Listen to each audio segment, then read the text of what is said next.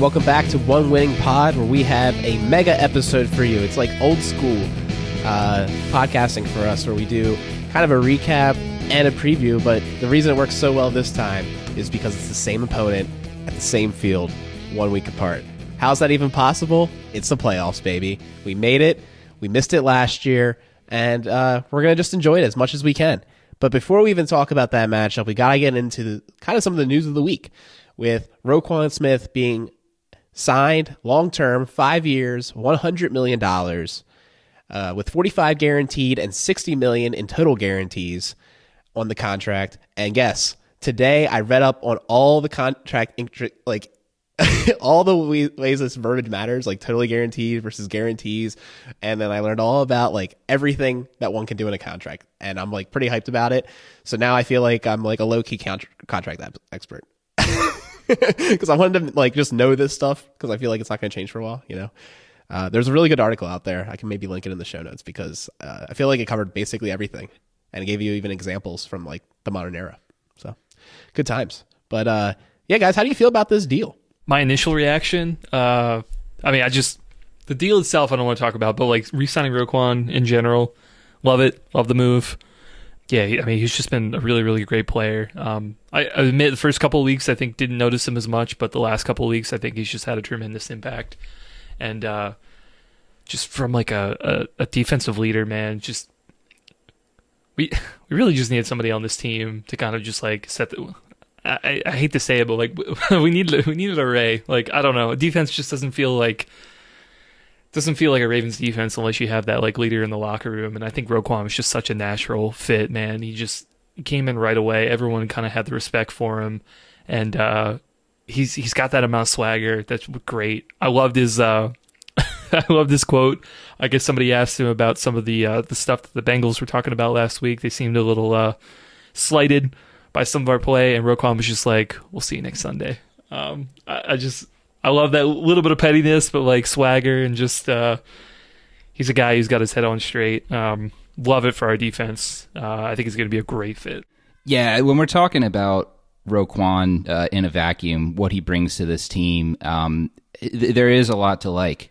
This guy was a top 10 pick in 2018. He's lived up to it. He's a premier defensive player in the NFL right now. And you look at what he does on the defensive field. He does a lot of things that we have been waiting for Ravens linebackers to do for a while. The guy's a sure tackler. How much over the past couple seasons have we complained about missed tackles? Sure, he does miss some every now and again, but it's at a pretty low rate. I don't have the numbers, but you can just watch the guy. He fundamentally sound tackler, and he doesn't just tackle guys. Like, more often than not, particularly in the run game, he's been really important on short yardage situations, because when runners get to him, unless they're like a really large back, like a Derrick Henry or Najee Harris type, they're paralyzed. Like, he just wraps them up and he's not getting moved. This isn't like, if Patrick Queen wraps him up and gets, they still spin around for a yard or two, that he wraps them up and slams them to the ground. He's a massive brick wall in that sense.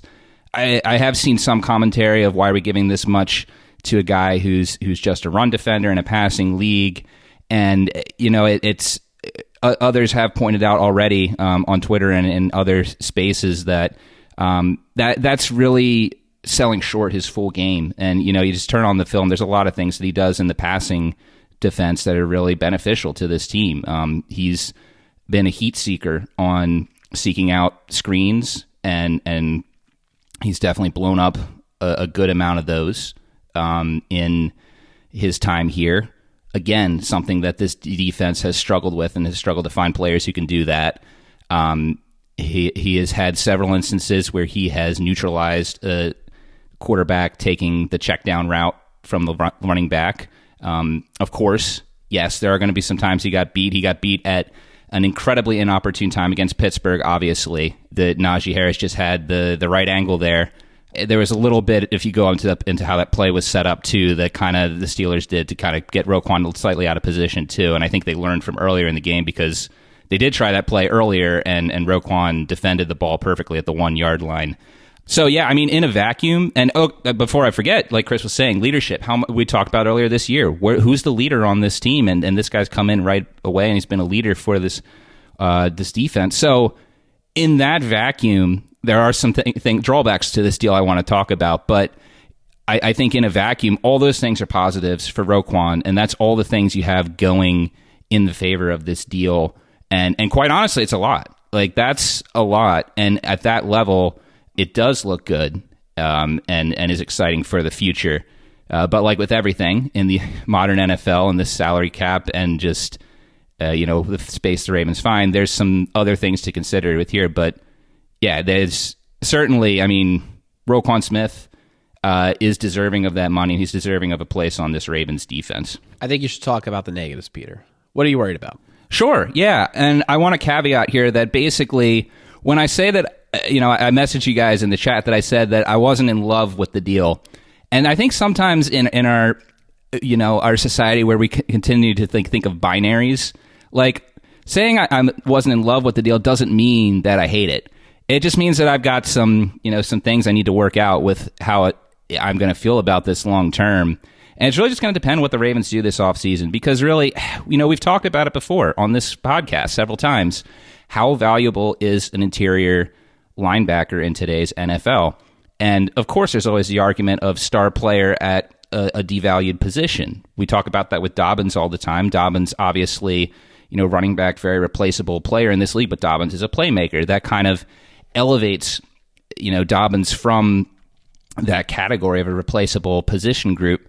But at the same time, like, you look at Dobbins in the Ravens offense since he's come back, while he's done really well for himself, has that really changed the trajectory of the offense? Not terribly much. They're still averaging 1 touchdown a game and still having a difficult time putting team defenses away. And I look at Roquan, and what's really unfortunate for this is, like, we don't have a lot of tape of Roquan going against elite offenses. So I just question whether or not this is the right time to make this type of move for this type of player. In the offseason, I'd love to delve into this more. But just for now, we look at what Roquan Smith has done with the Ravens. Unfortunately for evaluation purposes, he came to this team during an extremely cupcake schedule for the Ravens defense. Since Roquan's come to the Ravens, they've played 3 offenses that are have finished the season in the top 10 in yardage. That'll be Jacksonville, Cleveland, and Cincinnati. The Ravens lost all 3 of those games and gave up an average of 22.67 points per game in those games. That's only one stat. I agree. Again, more time, we could go way deeper into this, but 6 games against teams in the bottom 16 in offense. Ravens went 5-1. Defense only surrendered 10.67 points per game. And, when we got him, we talked about how he was the cherry on top with this defense, that he was the final missing piece. And I think that is really where I get concerned with this signing, is because when it initially felt like this was a move that we're just going to pick this guy up to try and make it to the Super Bowl. We know that Bateman's beat up, but we know that anytime you got Lamar back there healthy, because Lamar was healthy at the time, you got a shot at the Super Bowl. But what concerns me is just, what does this preclude the Ravens from doing down the line? Because we know that cornerback is thin. Maybe Kyle Fuller comes back next year and he's back to the old self that he was with the Bears, just like Roquan before this.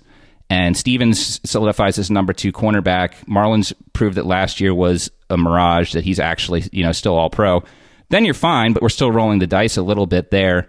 The Ravens, we can't play the just try and scrape by with a wide receiver corp that is worthy of a team fighting for a top 10 pick anymore. We've tried that too much. They need to go all in, and especially with Bateman and Duvernay's health up in the air to start the season, this offseason, they need to sign.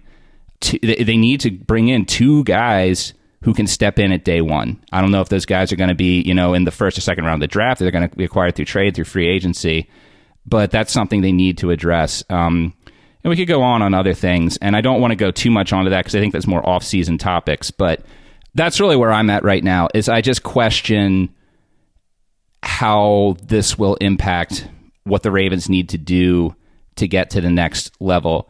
And admittedly, there's a lot of ways the Ravens could go. It's just, we've seen with the Ravens, there's only so many moves they're going to make. So with this already being one of the ones for next season, I don't know. I need to see more of what the Ravens' master plan is to feel the most comfortable with this move. I feel like there's a lot to unpack there. There is. I apologize for monologuing. You're talking to me like I monologue all the time, Peter. It's fine. But a couple things. One, I do think there's a couple signs, I guess, at least that I kind of take away from the Ravens here. Number one is, frankly, I think this is kind of admitting that it was probably a mistake to let Mosley walk. Actually, looking back, I mean, he signed a 5-year, $85 million contract, so Roquan was getting north of money, and it makes sense. I mean, he's signed that contract in 2019. It's been a couple of years, so, it makes sense. The cap goes up, every contracts go up. That makes sense. For what it's worth, given kind of that increase, I think it's reasonable, I guess, for Roquan to get that money. It's a little bit hard to say, with recency bias. I do feel Roquan is a really, really good player. He could be better than Mosley. I mean, Mosley's kind of had he's had some injury years, and his play is it's still good. Maybe it's not as good as he wasn't with the Ravens, but if he was here, maybe things would be different. I don't know. But I think that's the first thing, is basically just the Ravens really needed somebody in their defense who playing at a high level in that position. They found Roquan. He has been playing extremely well in that position. So I think it makes sense in terms of finding just star players to build a defense around. I think it was a good choice. But I think, to that end, the point about the offense and how that's going to be constructed next year, totally agree. It's got to happen. I think, again, we can talk more about this in the offseason, but the big thing for me is that I think DaCosta takes a little too many risks in different position groups. We found it 2 years ago with the offensive line, this year with wide receiver. I feel I don't know. I feel like there are just holes in the roster that maybe we just need to have something a little bit more well-rounded, because it seems like every quote-unquote hole becomes exposed, at least over the last 2 years, and it's kind of, wrecked our season a little bit. So I think from a roster construction, absolutely. We need to find, improvements to the offense next year. But from a defensive perspective, I think, just frankly, Roquan's going to get this money. I think that just means that some of the star players that we've had on the defense the last couple of years, I think it's just a signal that they're probably not going to be back next year, right? I think Marlon's going to be here. I think he's, the star player you build around. I think Roquan's going to be the next one, and Marcus Williams as well. So you've kind of got the different levels of the defense. You're going to have to figure out, who here this year is just not going to be back. I think, Peters, I think Clark, those are some names, some guys on the defensive line, Calais. We'll just have to see where the numbers go, but I think that's going to be the reality of just the money's going to shift around a little bit, and the Ravens are going to have to fill them back with, draft picks and other, low pickups on the defense. But I think they can do it. I think, especially with drafting, Kyle Hamilton, I think was a great fit, great pickup. I think we're going to rely more on him and young players like that moving forward next couple of years. So at least the defense, I think it could be done. But yeah, I mean, you're totally right, Peter. I think it's a great point, though, around what are the Ravens going to do, especially on offense next year? Because I'm with you. I think most of us are with you. It's just been a little bit disappointing, and we'll just have to see where it goes from there. I think we'll definitely talk about it in the offseason with the roster construction question. It's so hard to build a roster. I think we're a little too Raven-centric in the fact that I would say, honestly, every team has holes, and it really just comes down to where those injuries hit. I would say the biggest thing you could say as a counter argument to that is we have found time and time again, we can find good replacements at linebacker if someone gets injured in undrafted free agency off the street. I mean, Josh Ross was turning heads, and people think that he might be the replacement for Queen if we were able to trade him or something, and he'll play well, and that could be completely true. And guess what? He's making nothing, So I can see that argument. But my number one thing about why I'm kind of for this deal and what kind of tipped me over the edge is when you look about these like stud players, these players that really make differences, I just want more of them. And I'm looking at what $20 million gets you in wide receivers, and like the only name I like around that number in average, which is like also a hard way to rate a contract, but if that's kind of the best we have without really like digging super deep into how all these contracts are structured, like I like Keenan Allen, I like Godwin, but that's about it. Like slightly under that, you're getting into guys who just I feel like are good wide receivers, but they're not great, and they're not going to satisfy the appetite of a lot of Ravens fans, I think when you really think about these top wide receivers, they're making more. They're making like 24, 25. And now, like, granted, like you could save some of that money and put it towards the wide receiver, and that's totally valid. If you're trying to do that, I guess that's okay. But I just feel like football is so synergistic, and that devalued positions, I kind of like it kind of makes me sad, because I think the big thing that Roquan adds is his ability in pass coverage makes our corners less important. Because how many times have we seen these like value linebackers screw that part up? That's usually the part you don't get for free. And even if the corner is playing great leverage, they're just going to get beat because of the misassignment there. Having a guy that cleans that up, you don't even need the best corner play anymore to keep it, a guarded pass. So I think that's really important to keep in mind. And I just think when you also talk about the leadership qualities he has, he's a guy you want in the building. And it would have been a real shame to see him go. And honestly, when I look at some of the guys that are going to get cut, maybe Peters, Clark, Calais, like none of these guys make me excited to move on from. But then you look at the age. He's 25. I think he's in his prime. He has a lot of good years ahead of him. It's not like you're signing a 29-year-old. I think it's going to be all right for the Ravens, and it'll work out. And we can still get a wide receiver. We got a lot of cap flexibility, guys. Like, we can still get that guy. It's okay. So with that, we're going to start talking about the Cincinnati Bengals. And we can't do that on this show unless we have our main guy, Justin. Hey guys, it's fun to be back for Deja Vu Week. I don't really have like a better word to call it. It's really weird because we're still sitting here saying, I'm assuming we're going to say who's going to be the quarterback for the Ravens this week, and that was the theme last year and earlier this week. So fun times, right? Well, Lamar broke his silence about an hour or two ago. Maybe I'll just read the tweet directly. Oh, yeah, I saw a headline, but I didn't read into it. So is he for sure out then? Is that breaking news? I don't think he's actually for sure out. I think he's just explaining his case, but I would say he's probably for sure out. He just basically was saying, give an update on the recovery process. He had a grade 2, borderline grade 3 PCL strain. There's still inflammation around his knee, and his knee's unstable. He's in good spirits, and he's continuing to do treatment. And he wished he could be out there with his guys more than anything, but I can't give it 100% of myself to my guys and my fans. I'm still hopeful we still have a chance. We've heard a lot of rumors and rumblings. I've heard that he really wants to play with the brace, and the doctors are basically telling him no, And I think it's a really difficult problem for the Ravens. And my number one takeaway with the Lamar situation is this. If his knee is in an unstable state such that it will potentially jeopardize the 2023 season, he should not play. If he can play safely on it, and he might get injured in a different way that jeopardizes the 2023 season, fair enough, that's playing football. But if it's going to jeopardize the season, I don't think it's worth it, because you just have to deal, like, the playoffs are so hard.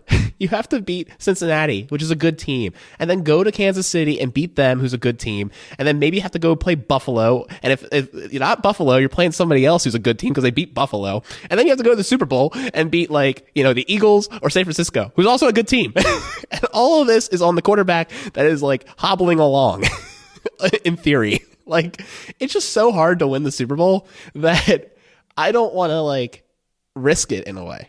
And I love Lamar. I would love to see him out there more than anything. You have no idea how much I want to watch him play. But it's just, I think it might be for the best interest of the team and Lamar if he sits it out, if that's the case. And it sounds like that's probably the case. Yeah, the Super Bowl being hard, that's what I tell everyone when they ask if I'm sad that the Bengals lost last year. I'm like, yeah, I wanted them to win, but like the Chiefs have hosted the AFC Championship here in town 4 years in a row, and they have one Super Bowl victory out of it. And that's like as good as you can be. It's just, there's a lot of luck involved when you get to the postseason. And I see echoes of Robert Griffin trying to play through that playoff game his rookie year, and his knee just gave out. And I think that probably did in his career. In a way, he was never really the same. And so for Lamar, I know he wants to play. I've seen him play. He's good. And, even thinking about just these playoffs, it's like, think beyond that. Like, that could put your whole career in jeopardy, and you just turn down $250 million. And if they're still swelling 3-4 days before the game, like, come on. Like, and that's not just because I would rather play against Anthony Brown again. Like, I like to win, but I also like to win legitimately. But I don't want to win because Lamar's knee buckled in the middle of a play. And that was that. Yeah. Knee injuries is like, there's very few injuries that are worse for an athlete, particularly one like Lamar, whose game, so much of it is based on agility and speed and what he does with the football while he's scrambling, while he's running, obviously. And just sometimes they take a while to heal. I mean, I know they're saying it's a sprain, but sometimes, especially when you're dealing with the knee, I'm not an expert in physical therapy or anything like that, but I know enough to know that knee injuries, it's not something you can just rub mud on and go on. I made the mistake. I try not to do this these days, but of listening to some of the corporate sports talk shows, like your First Take, your FX stuff, Good Morning Football, whatever.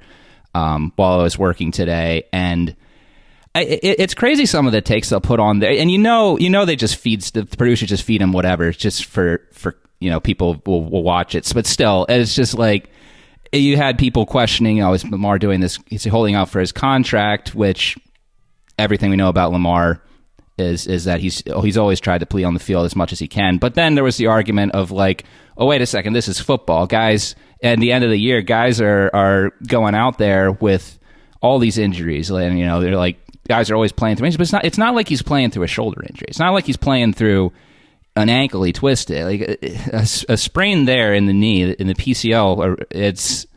That's a big injury. And Justin, I think you're 100% correct. Like, he would risk ruining his career going out there, and that thing is not ready to plant, is not ready to take hits. So it's incredibly painful to see 2 years in a row this guy go down in the back quarter of the year and just not be able to, and that really killed the Ravens' playoffs hopes. I think the Ravens would have made the playoffs last year if he had been healthy. They would have at least won 2 of those games in that loss streak, and obviously they made the playoffs this year. But his injury might cap what they're able to do. So we'll see. I am not of the camp who believes that we've seen the last of Lamar in a Ravens jersey. I fully expect him and the Ravens to work out a long-term deal in the offseason.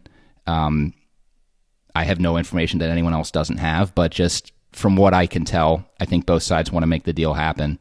But yeah, we're just going to have to live with Huntley and just see how far he can take this team. Should be interesting. Yeah, and I've been there in 2015. The Bengals went 12-4, and then had to start AJ McCarron in the playoffs because Andy Dalton broke his thumb. Yeah. Or how about when you guys watched Carson Palmer's knee get destroyed in the wild card? That was painful memory, and that's an illegal hit now. That wasn't flagged back then, but that's one of the reasons it's going low is illegal now, and that's part of football. I can't get too mad at it. It's every team has had something like that. It just sucks that for you guys it's kind of 2 years in a row now. But well, you've got some Super Bowl trophies and I don't. So that's true. Yeah. It was the 10th anniversary of the Ravens winning the Super Bowl.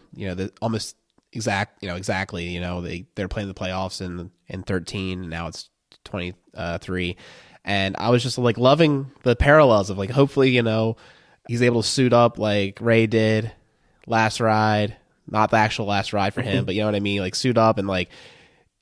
Unfortunately, we have to beat a team that no one expects us to beat early instead of in the divisional round, But I just feel like it would have been so cool. But you know what? It seems like Snoop is going to be the quarterback this week and not Anthony Brown. He started throwing today after not throwing yesterday and not throwing like all last week. I don't know if I love that. We saw a really shaky start from Anthony Brown, but I think he brought a lot to the offense and the ability to throw down the field that we just haven't seen Huntley try to do. I don't know if it's schemed out or what. And we also saw a lot less of the QB runs because they don't think Brown's the one. And I still think Huntley's not the one either, so I want them to take it out of the playbook still.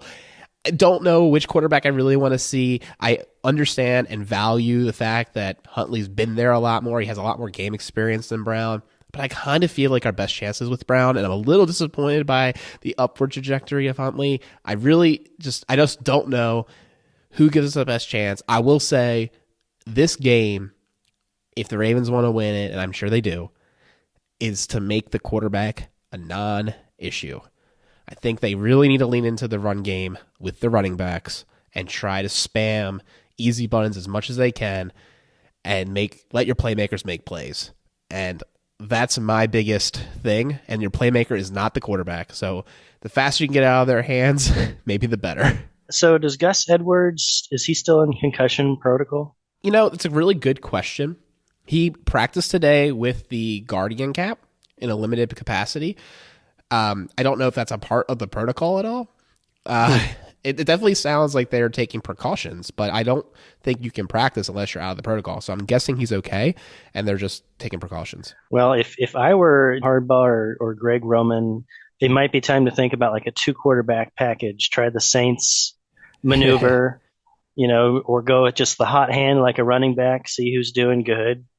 So it's the only because that's the problem with playing a division rival is everything gets seen, even. Last week, I wouldn't say you guys put everything out there to be seen, but I've never seen the Ravens try something like that before, so it would catch the Bengals off guard. I'm definitely thinking that whoever starts doesn't mean they're necessarily going to end the game, and that goes in either direction. I think that definitely is on the table. I think Huntley will have an extremely short leash. That being said, I really don't think the Ravens have any shot if Anthony Brown plays. I don't know how much of a shot they have with Huntley, but I just don't want to put a undrafted rookie in that situation. Again, I like we said, both teams likely held back last week, and if Brown played as he did last week with the Bengals holding back, I mean, I can't imagine it going much better when under the lights in a playoff game. And there's some things Brown did well. I think that, certainly he got the offense moving sometimes. He made what I thought should have been a touchdown pass to Demarcus Robinson on the third down after that Ojabo strip sack that got the Ravens the ball in the red zone. The problem was it was slightly behind Robinson, and again, as much as Robinson has stepped up and filled in wide receiver one shoes somewhat adequately, we know that the guy he just can't make a contested catch. I think if you're throwing that to I don't know, well, if you throw it to Andrews, he makes that catch. I think the ball was thrown in a position where someone who has experience at the NFL level in making the catch in traffic could have made that catch. But I just don't know if the guy just had his first NFL start last week in a pretty much meaningless game, and then you're going to throw him right back out there against the same team that already feels confident against him in a playoff matchup on the road in prime time. I don't know. I think we're better off with trying to have Huntley just do enough to get by and hope that we just are able to just catch fire with the run game. I unfortunately think that's the best case scenario. I think the only thing I'll add is that it's way better to have Huntley and Brown than Brown and Brett Hundley. That's true. Yes. Complaints about Hundley aside, I think, I don't want QB4. I don't want QB5 anywhere near the field. So, you roll with those guys. If we have to if we have to lean on Brown for whatever reason, I feel pretty confident. I think he made some mistakes early. I do think he's going to improve, but yeah, just roll with Huntley. He's your QB2. Ravens will figure it out. I think that, the good thing, at least going into this game, Dobbins is going to be healthy. He's going to be in here. Andrews as well. Both those guys didn't play last Sunday. So, you've got some more weapons here for those guys to use. Huntley and Andrews, at least in 2021, had a good rapport. They played really well. Andrews had some of his best stretch of games in his career with Huntley last year. So, yeah, and also I think even before, a couple games ago, I think Andrews had a pretty good, he was trending up. So I do think there's that. I think, it'll be a little bit better of a situation for the Ravens going into this week, regardless of who plays quarterback. But, it's, obviously I'm with you guys. I wish Lamar was out there too, but you can't help it at this point with his injury. So, you got to move forward with what you got. Yeah, definitely want to also point out that Zeitler will be playing this week, and I think that really helps out as well. He's obviously one of the better guards in the league, and that will give the offense with the extra weapons of El Toro and Andrews, just a little bit more juice. And I think the other thing I want to point out too, when you talk about the Ravens, I hope it's in Greg Roman's ability, so to speak. I'm hoping this is the week, man. It's the playoffs, man. Let's start breaking out some new ideas. And one of the things I really would like to see, we talked about it yesterday on Jason's stream, is I want to see a little bit more athleticism on the field. When we had Mark Andrews out, we were using a lot more of Likely, obviously. He had a great game. Seems like when that guy gets opportunities, he plays well. And we also saw more Kolar, and he had some flashes. And all the respect to Josh Oliver and what he's been able to do with his career and his ability to contribute with blocking and even pass catching to a degree. But I think both of those players are more dynamic on neutral downs, and they provide enough in blocking that I would like to see more of them, because I think it's more threatening than having Oliver run routes. And if you're going to already have one unathletic guy with Ricard out there, I don't think you can afford to have two with how lack of explosion this team really is. So that's one thing I'm hoping to see more of. I'm okay if we keep more 22 and 12 personnel. That's fine. But I think it needs to be with Likely and Kohler, not Oliver. I will say the Ravens, I do like the matchup they have with the tight end into this game. We'll have to see if they're able to exploit it. But again, like I was saying, Likely and Kolar had great games receiving against the Bengals this past week. Likely, did he eclipse 100 yards? He came pretty darn close if he didn't. I believe he did, yes.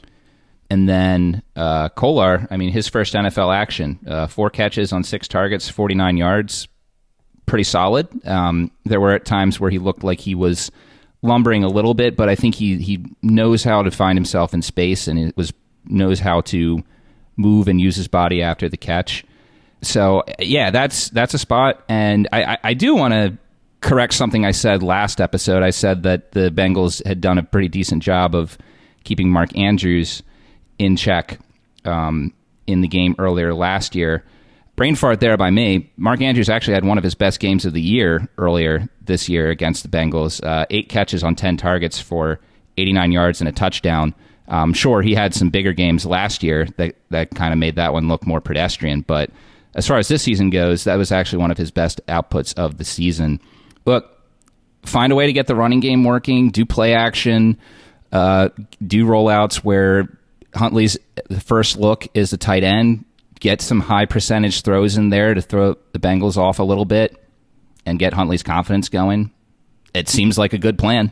Justin, I'm wondering, what kind of things do you think the Bengals held back on offense? I think it was with 2 plays, maybe as an exception, going for anything big. Just looking at the play-by-play of the first few series, it was 3 yards, 4 yards, 6 yards, runs, passes, everything short, very conservative, going for the playmaking.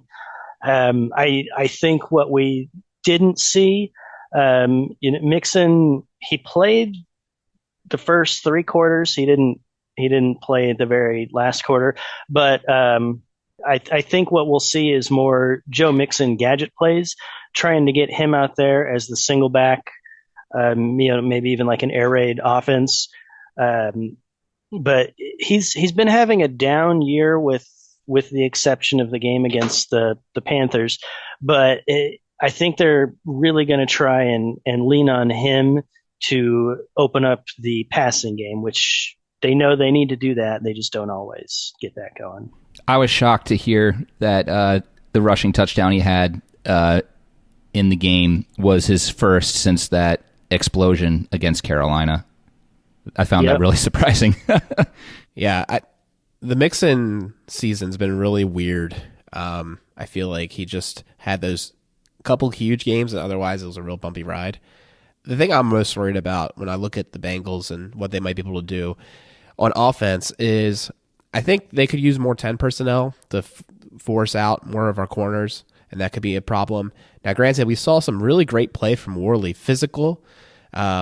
Just like I think he proved that he deserves attention from some NFL team, if not the Ravens, as far as a depth piece. And we know we need more corners. So I think that's good. The good news is that I have very high confidence that Marcus Peters will make his return, and I'm hoping he'll be able to play well.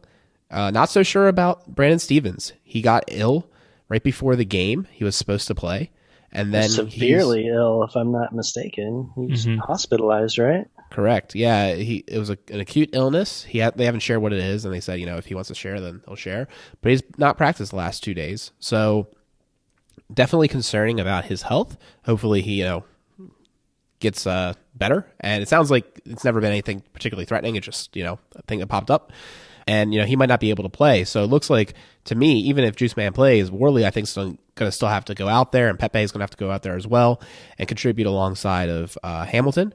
And, I know that our Irwin guy had some flashes, particularly when Chase was out. So they definitely have the people to roll out in 10 personnel, but we'll see if they try to do that. The other big thing, too, is my understanding from Mike Sands is that they kind of rolled out the same offense that they played earlier in the year. So when the Ravens saw them back in Week 5, the offense looked a lot more like it looked in Week 18.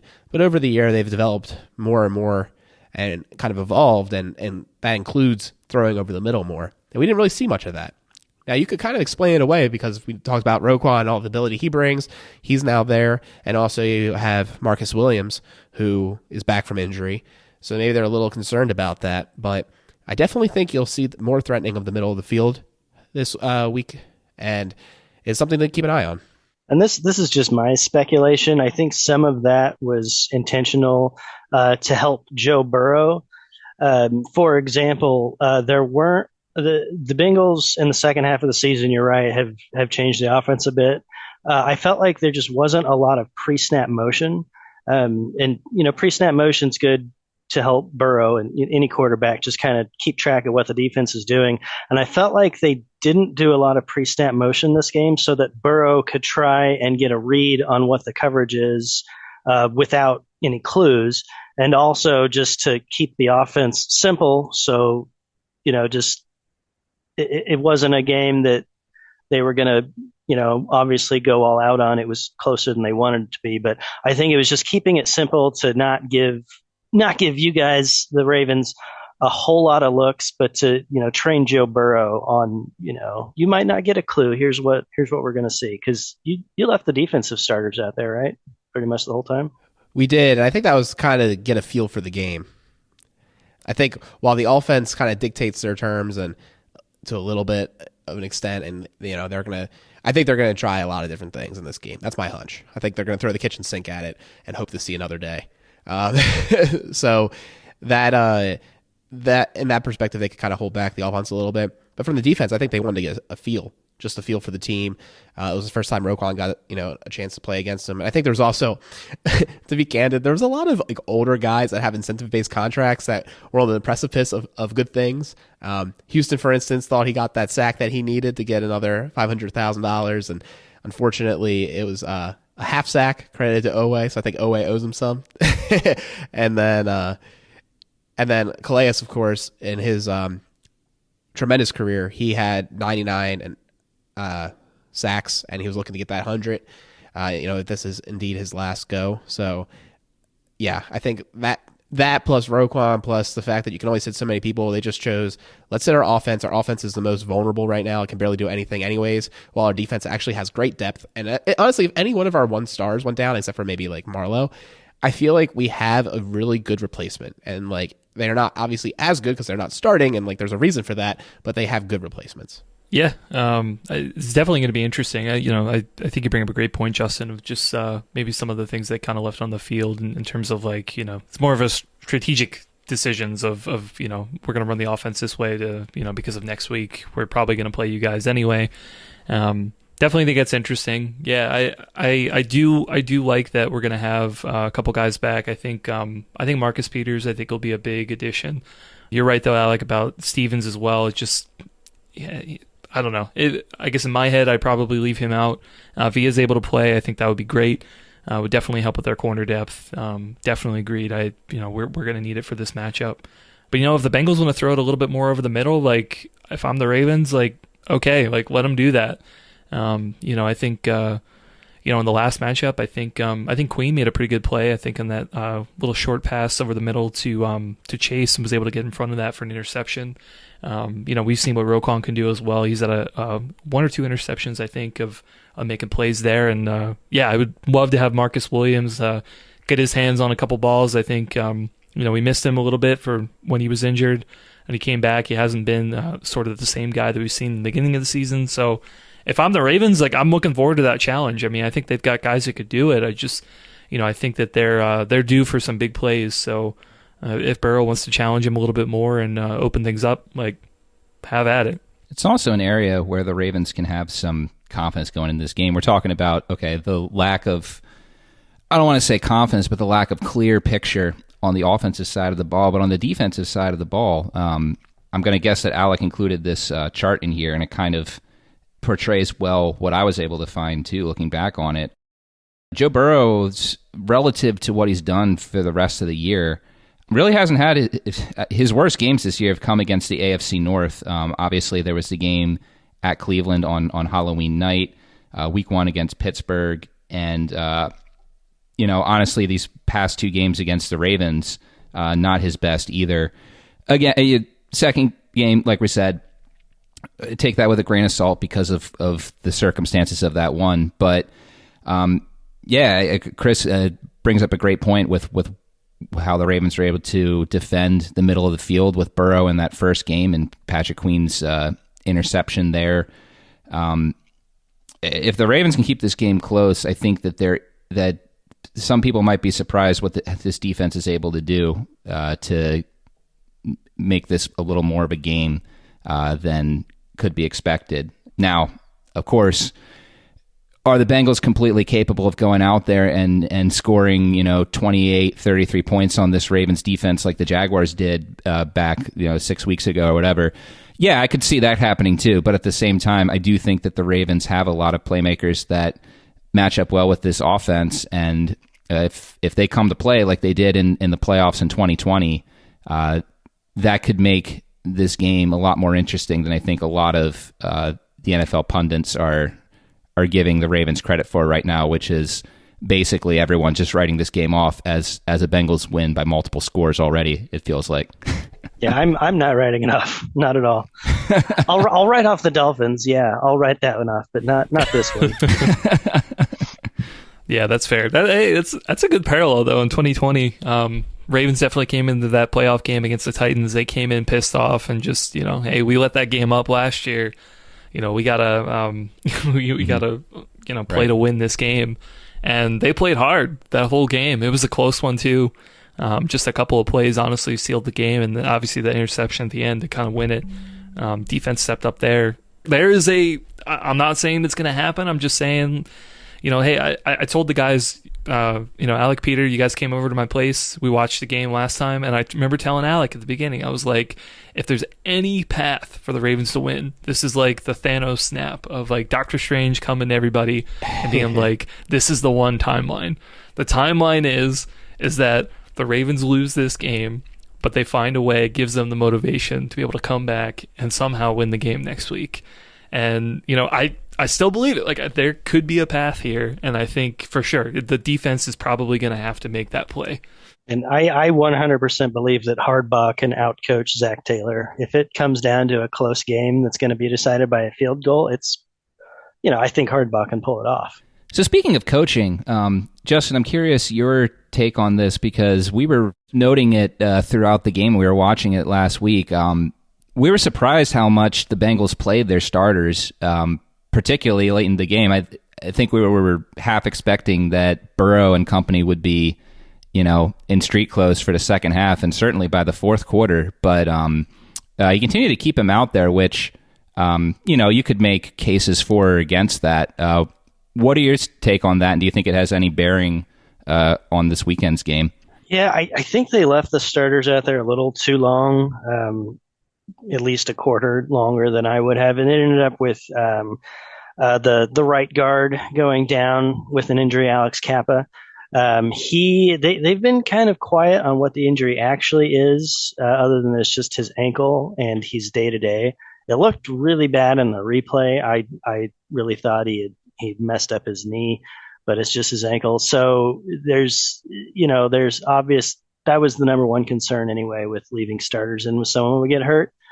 So not great that it was the offensive line. I would have pulled them earlier, but the coin flip thing made it really, I think if the coin flip had not been on the table, I think they would have pulled their starters earlier, but it was, I thought they should have done the coin flip before the game and been like, okay, yes. So if you win, if you lose, you're still fine and you can know something, but it's the saying that I hate, but it is what it is. Like they had to leave the starters in longer than they wanted to, longer than I would have liked, but definitely longer than they wanted to.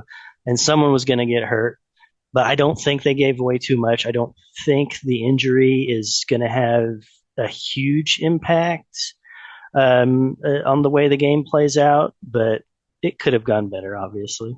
Well, I will say on that right-hand side, we saw line up for many snaps, not just one, the man, the myth, the maybe legend of David Ojabo. Much talked about, and I will say, David Ojabo, you have my attention. I love what I saw out of that young man, and he might be all right. He might be a really good pick.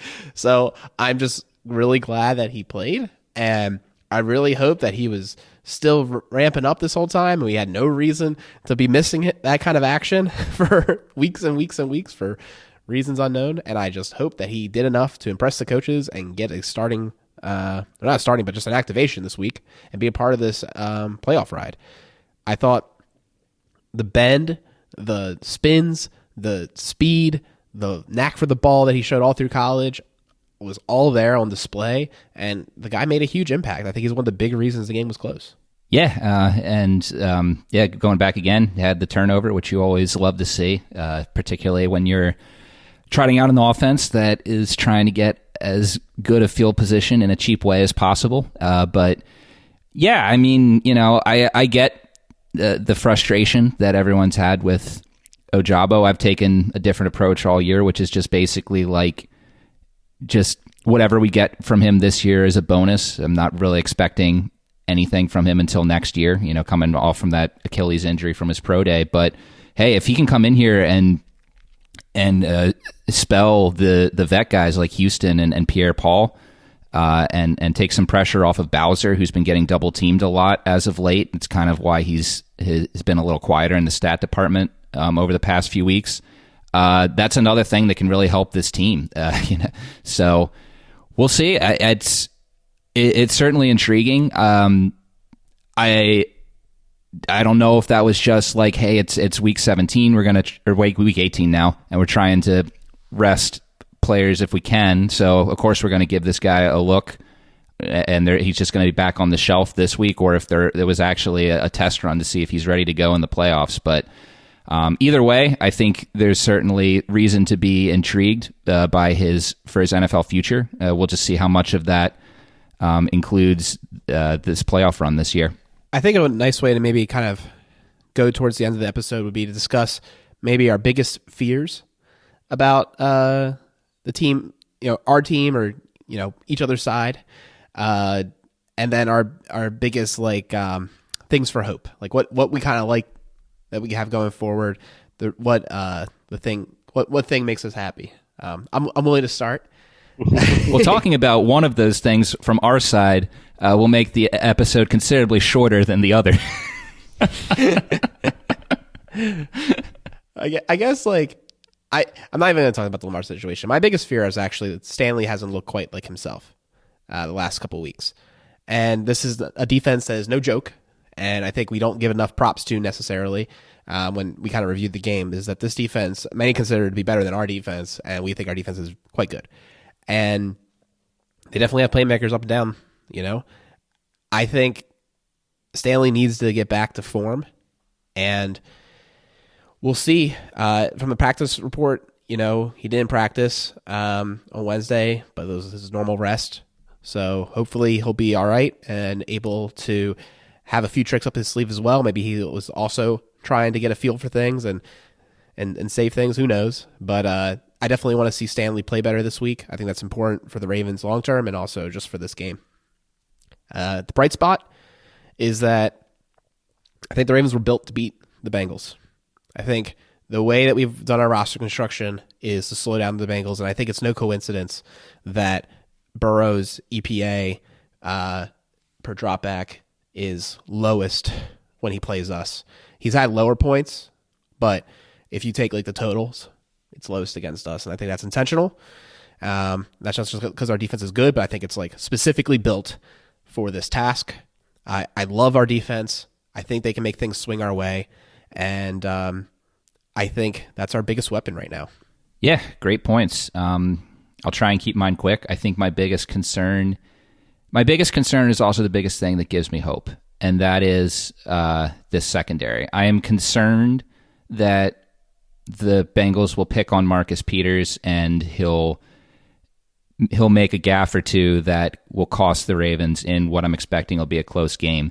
That being said, the fact that Marcus Peters is going to be in this game is also the thing that gives me hope, because if he's there and he's solid, it's going to be incredibly difficult for Burrow to throw on this secondary. And if the Ravens can take Burrow out of this game, then all of a sudden you've got two teams who basically are playing with unideal play from their quarterback position, and that would really level the playing field in this game. I think that Marcus Peters is a huge X factor, a huge wild card in this matchup, and how he responds to this latest injury is going to have huge impacts on this matchup. Yeah, both really good points. I'll just write mine out, and then we can have you go, Justin. But the biggest concern for me, I think, is probably just going to be kind of similar to what you said, Peter, just the secondary. I think, you can just mention the defense as a whole of how well are they going to play week 2 against the Cincinnati offense that we were just talking about, maybe a little bit limited. I think they play solid. They play like they did last week. I think there's a chance, but if this game gets out of hand, we're just not built to be able to come back. Even with Lamar, I think I would probably question it a little bit. But that's it. The thing that gives me hope, though, I think we got to lean on the tight ends. As much as I think the running game is going to be there, but I do think we've seen the last couple of weeks, I just think the running game isn't helping us score touchdowns. I think the tight ends, I think you got to target Andrews, you got to target Likely, lean on them. They're going to be the drivers, I think, of this offense. Would really like to see a huge game from Andrews, just kind of have him take over. I think that would make the difference for me. So my biggest fear, is that the good old Bengals come back, obviously. Specifically, Zach Taylor, this is his 4th year. It was his first job ever as a head coach. He's learning a lot. And one example is back in the Chiefs game. They were 4th and 1 on the goal line, and Zach Taylor tries to do the Chiefs tight end shovel pass like they do to Travis Kelce, where he comes running across the line and they flip it forward to him. Well, what ended up happening was La'el Collins went the wrong way. The left guard pulled too soon and collided with a wide receiver. It was a disaster. It looked like they maybe ran it a couple times in practice and were like, okay, guys, we'll try it again in the game and see what happens. And it's like, if you're 4th and 1, there's a time for gadget plays and a time when you just say, we can beat you for a yard. And Zach Taylor, it hasn't been a lot this season. The example I gave was the most egregious, but there's times when he'll be like, "Oh, you know what? I think if we try this really tricky thing, we can get a yard better than if we just go for it." So my biggest fear is he puts the game on the line and does something silly like that that's just not advised, and he's just trying to be cute with it, for lack of a better word. Um, that's my fear. My big feeling of hope is the 8 game win streak.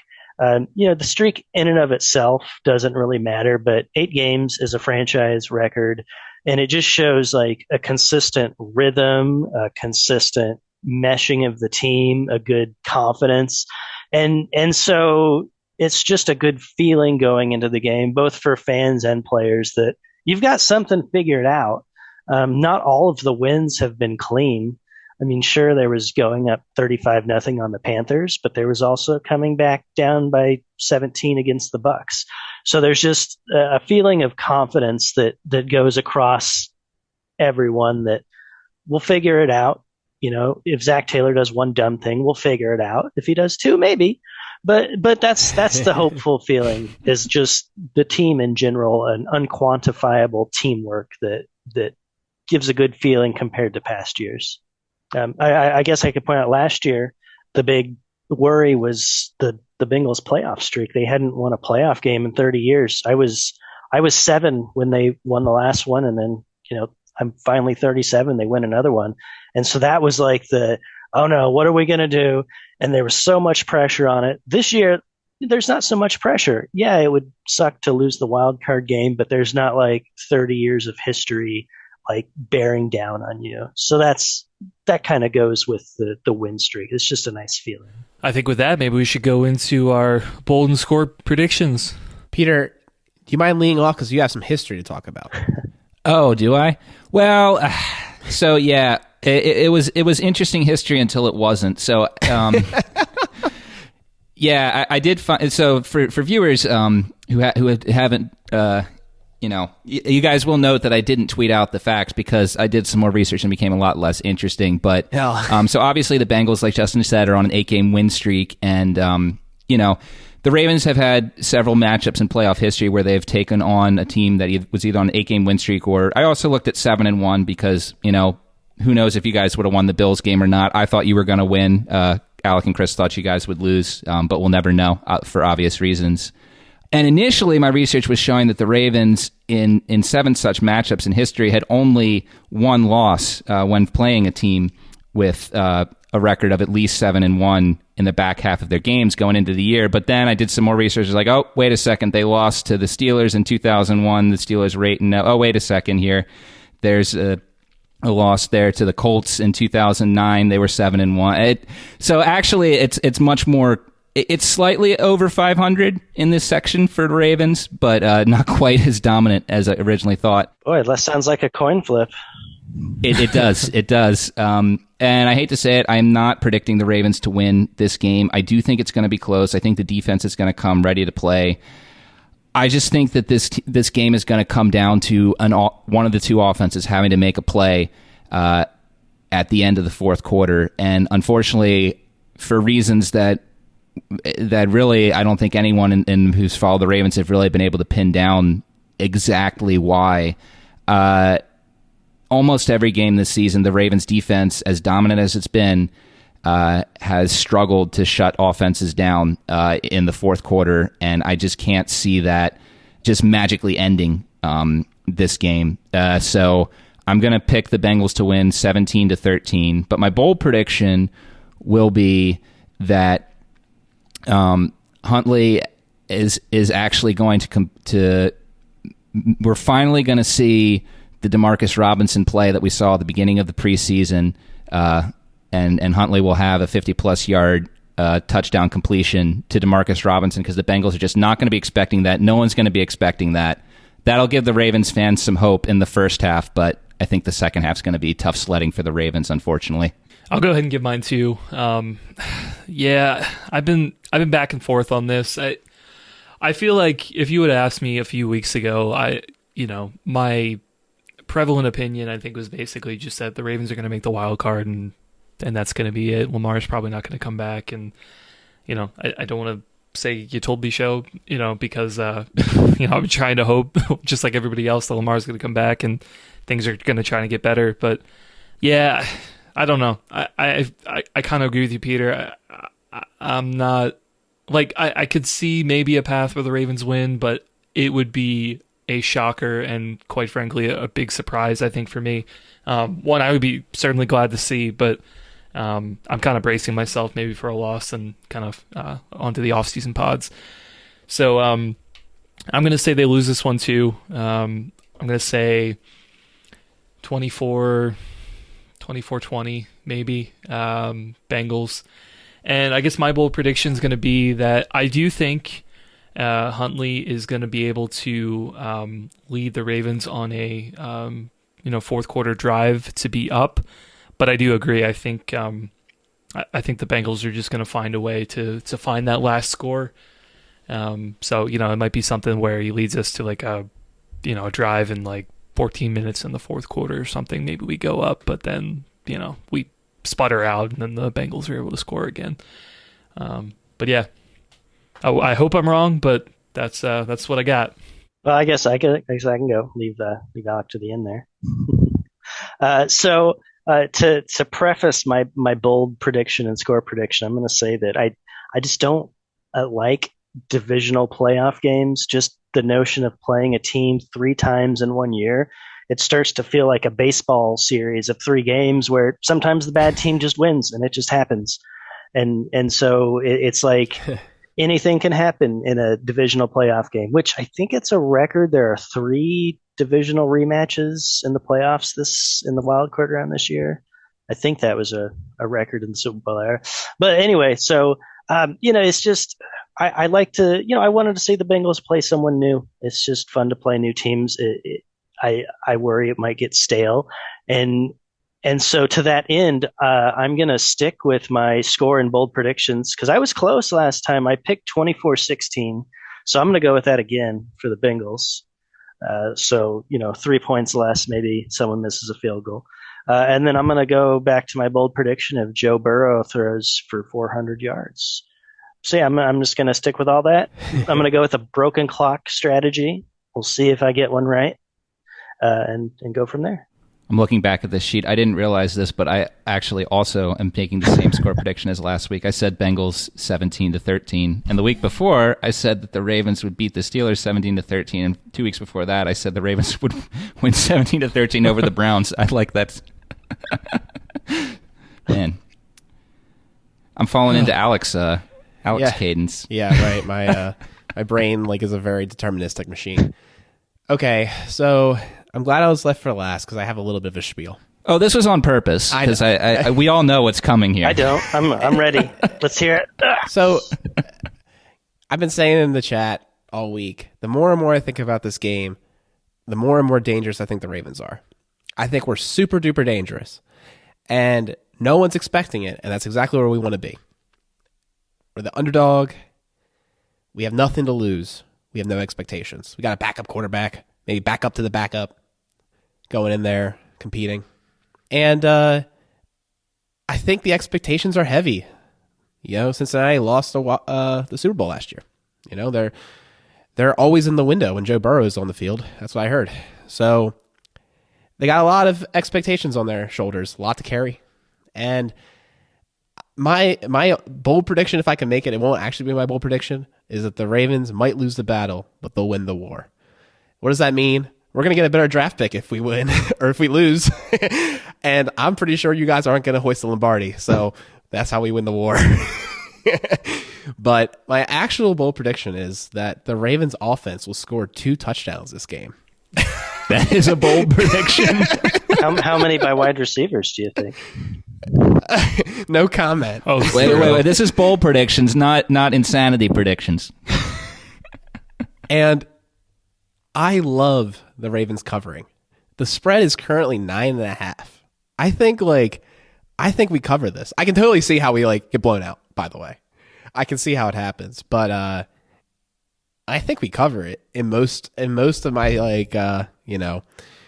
if I'm looking at the Doctor Strange, like looking at all the scenarios, I think we covered almost all of them because 9.5 is a lot of points. Like, and it's a divisional game, and we haven't lost by that much all season long.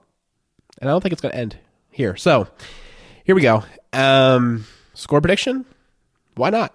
I'm going to say the Ravens win. I'll be different. I'll, what do you call it? Last week when we were doing the picks, you were just picking against.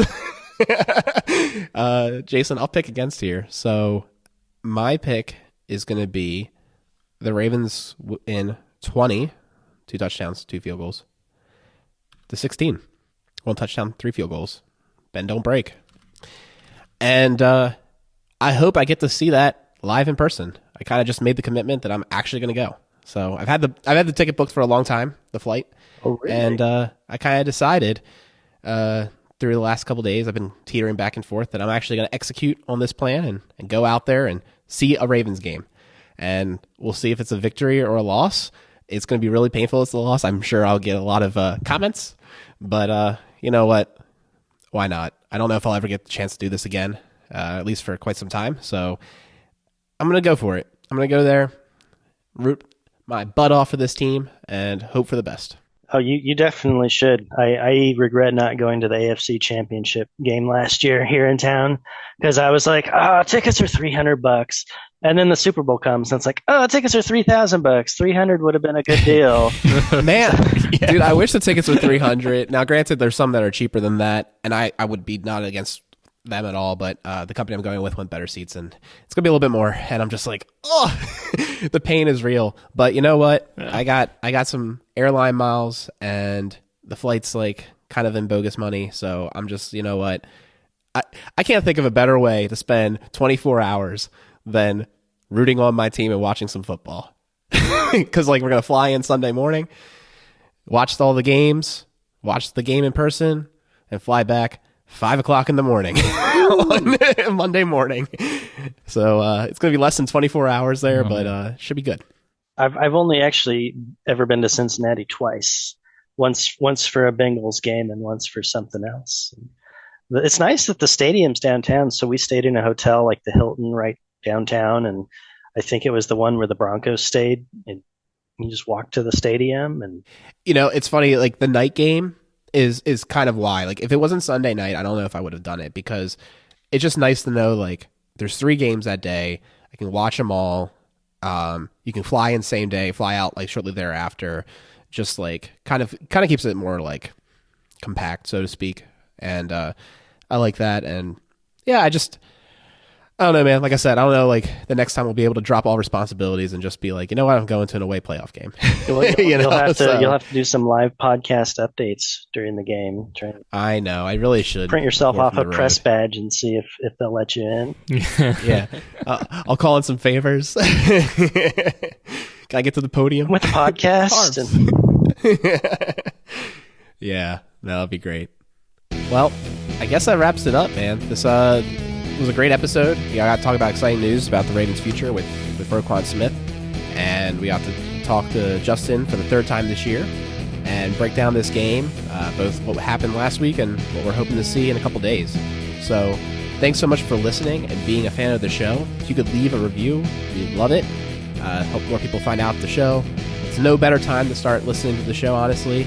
We do it all year long. We're always keeping abreast of Ravens news and talking about it. And reach out too if you ever want to be on the show, because we definitely have a lot of topics we like to discuss in the off season, which hopefully won't be for several weeks, but we'd love to have you on to hear what you have to say. You can find us on Twitter at OneWinningPod. You can email us onewinningpod@gmail.com, and you can find us on YouTube at OneWinningPod as well. We'll see you next week. Go Ravens. Beat Cincinnati.